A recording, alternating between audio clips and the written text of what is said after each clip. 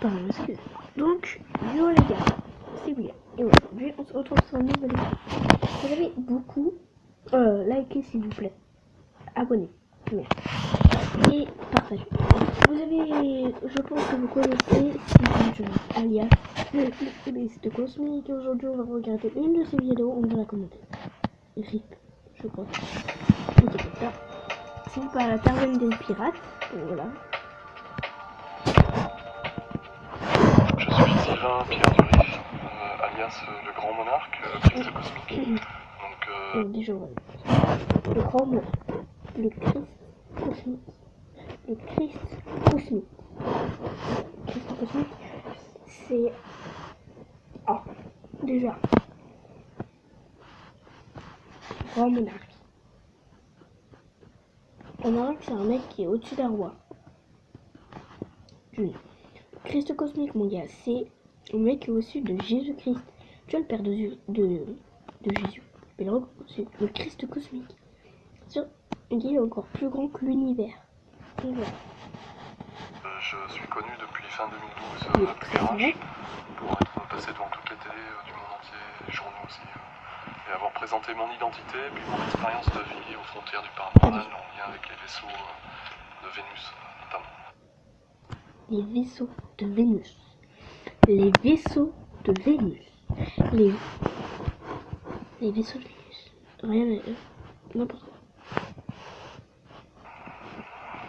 D'accord. Vous dites que des êtres... La meuf, on n'y comprend rien. Tu veux dire? L'être humain vit sous la Terre et dans le cosmos. Pourriez-vous nous en dire plus? Oui, donc en fait il s'agit d'un réseau de cités de lumière intraterriennes. On appelle le réseau Agartha. Donc parmi les cités de lumière, je peux citer Telos, Shambhala également. Donc Telos étant sous le mont Shasta en Californie.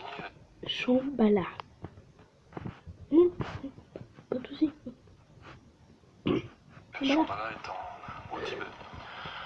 Donc il s'agit d'un vaste réseau de cités interconnectées. On les qualifie d'intraterriennes puisque les êtres humains ou d'autres civilisations vivent sous terre de telle manière à développer en fait en quelque sorte un paradis intraterrestre. Alors on me qualifie d'homme vert puisque je suis en lien avec l'énergie de Merlin, donc Merlin l'Enchanteur.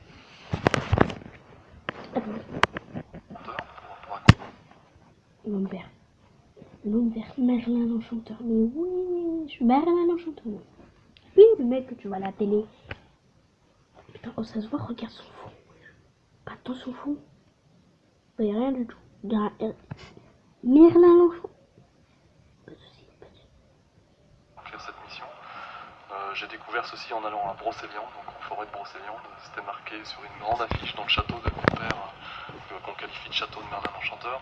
Il était inscrit Sylvanus, donc mon premier prénom c'est Sylvain, l'homme vert, Merlin l'Enchanteur. Donc c'était explicite. Et puis une amie à moi avait porté un livre quelques semaines auparavant où il était inscrit Le Grand Monarque, l'homme vert.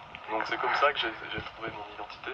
Est-ce que vous pourriez nous parler des forces reptiliennes, s'il vous plaît? Oui, donc la civilisation reptilienne est une civilisation très ancienne, donc au plan cosmique.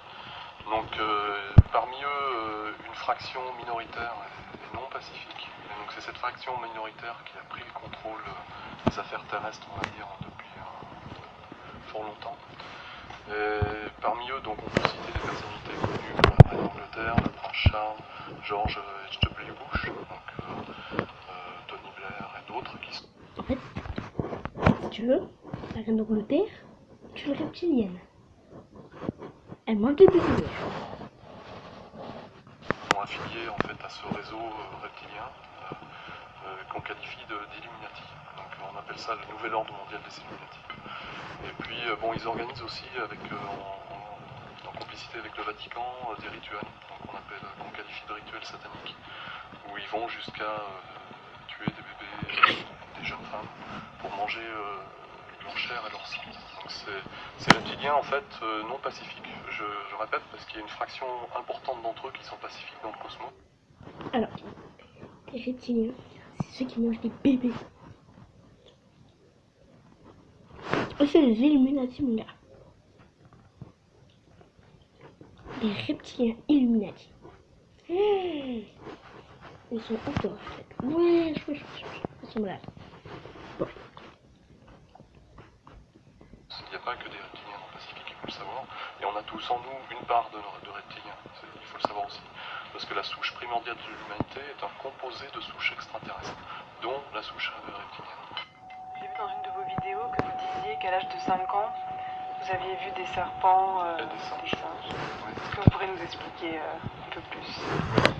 Donc en effet, à l'âge de 5 ans, j'étais assis sur mon lit, un lit superposé.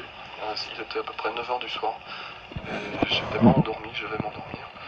Et à un moment donné, je vois apparaître des singes et des serpents sur mon lit. Et puis il y en avait partout. Ils dansaient Attends. dans tous les sens. J'étais comme dans Mowgli en fait. C'est-à-dire qu'ils montaient au mur, ils montaient au plafond, et ils étaient tout autour de moi. Alors j'étais terrorisé parce que les serpents, c'est impressionnant quand on a 5 ans. Enfin, moi j'avais peur des serpents quand j'étais petit.